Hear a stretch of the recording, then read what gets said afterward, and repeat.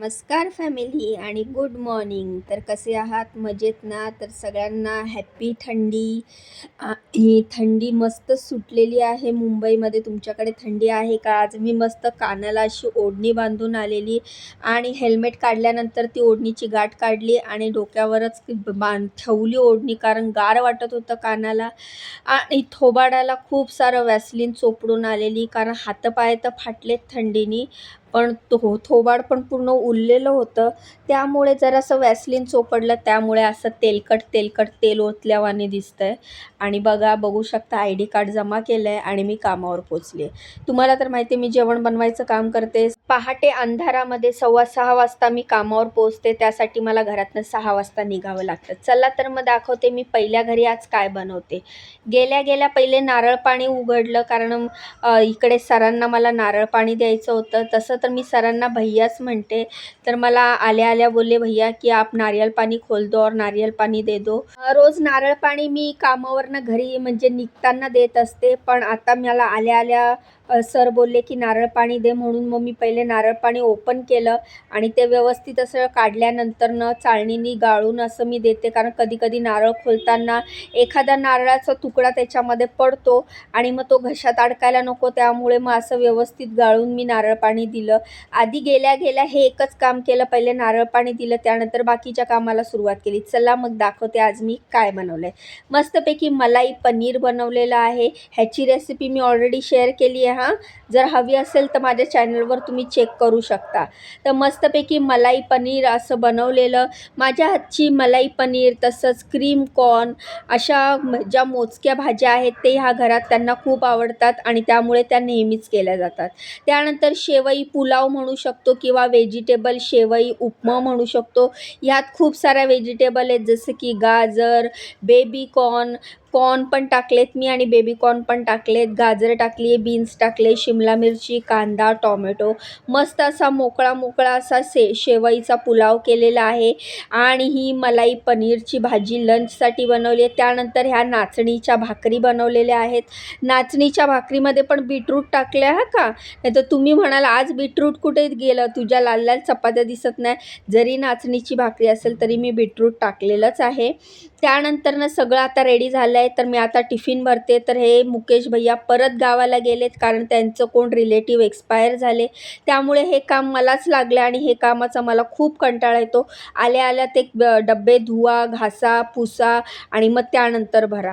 रात्री घासलेले असतील मग काय होतं ना, रात्रभरात पाणी नितळून जातो, त्यामुळे डब्बे कोरडे होतात. तरीही मी सकाळी आल्यावर एकदा कपडा फिरवतेच आणि त्यानंतरच डब्बे पॅक करते.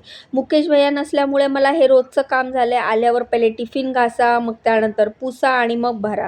तर मलाई पनीरची भाजी बनवलेली ती मी एका टिफिनमध्ये काढून घेतली आहे आणि त्यानंतर असं मस्तपैकी वर असं कवर केलं आहे, जेणेकरून भाजीची ग्रेव्ही बाहेर यायला नको, आणि ती एका डब्यामध्ये पॅक केलेली आहे. तर पहिला टिफिन आपला पॅक झालेला आहे, जो की आपण मलाई पनीर केली आहे. त्यानंतर आता ब्रेकफास्ट भरूया. तर ब्रेकफास्टमध्ये जो शेवई पुलाव केलेला तो मी दुसऱ्या डब्यामध्ये भरलेला आहे आणि आता फूड पेपर घेऊन मग त्यामध्ये मी ज्या नाचणीच्या भाकरी बनवलेल्या आहेत त्या भरणार आहेत. तर नाचणीच्या भाकरी आपण खातो, आपण महाराष्ट्रीयन लोकांना नाचणीच्या भाकरी आवडतात, पण ह्या ज्या भाकरी मी केलेल्या ना, एवढ्या पातळ केल्या असूनसुद्धा दीदीला अशा वाटल्या की ह्या जाड का आहेत का, म्हणजे चपातीसारख्या का नाही आहेत. राजगिऱ्याची रोटी किंवा मल्टीग्रेन आट्याची रोटी जशी बनवते तशा का नाही बनत आहेत, पण भाकरी थोड्याशा जाडच असतात, हे तुम्हाला तर माहिती आहे. तर दीदीला म्हटलं ठीक आहे, उद्यापासून थोड्याशा पातळ करेल, त्याच्यामध्ये थोडंसं मल्टीग्रेन आट्याचं पीठ मिक्स करेल आणि मग पातळ करून देईल. पण ह्या पण भाकरी पातळ आणि सॉफ्ट झालेल्या बरं का.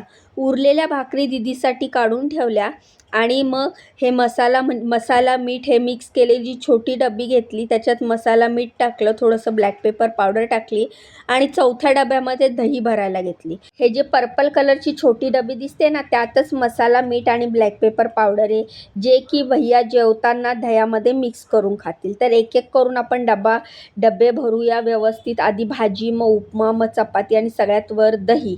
हे सगळं भरल्यानंतर टिफिन व्यवस्थित पॅक केला आणि टिफिन रोजच्याप्रमाणे टिफिन बॅगमध्ये टाकला आणि त्यानंतर जी छोटी डबी आहे बरं मिठाची ती पण टाकली. अशा प्रकारे सरांचा टिफिन पॅक झालेला आहे. आणि आता मी हे टोडूला पहिले अंडं देते, कारण टोडू घुटमळत होता किचनजवळ. त्याची गादी सोडून आणि मग टोडूला अंडं देऊन आल्याच्यानंतर मी किचन वगैरे क्लीन करून घेतलं.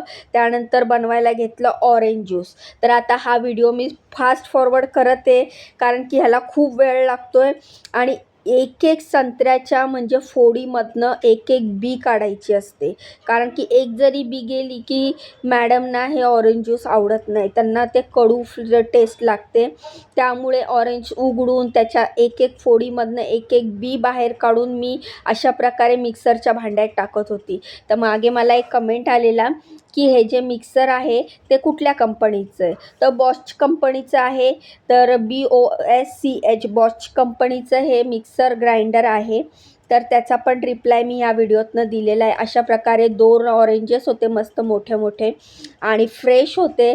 त्याच्यातनं एक एक फोड काढून मस्तपैकी त्याच्यातल्या बिया काढल्या आणि ते मिक्सरच्या भांड्यामध्ये टाकल्या.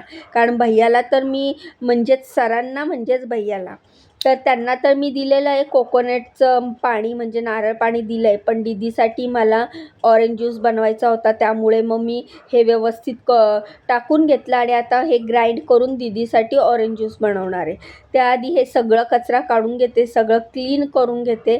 हा सगळा कचरा काढल्यानंतर मला अजून गॅस वगैरे किचन ओटा क्लीन करायचा आहे, म्हणून हे सगळे भांडे मी गॅसवरचे शेगडीवरचे उतरवून घेतले आणि व्यवस्थित असं थोडंसं कॉलिन टाकलं. कॉलिन टाकल्यानंतर असं व्यवस्थित सगळं ओल्या फडक्याने पुसून घेतलं, कारण काल असं थोडंसं किचनवर काहीतरी स्टेन राहिला होता आणि मग ते मला मॅडम बोलल्या की गॅसवर थोडासा एक स्टेन राहिलेला.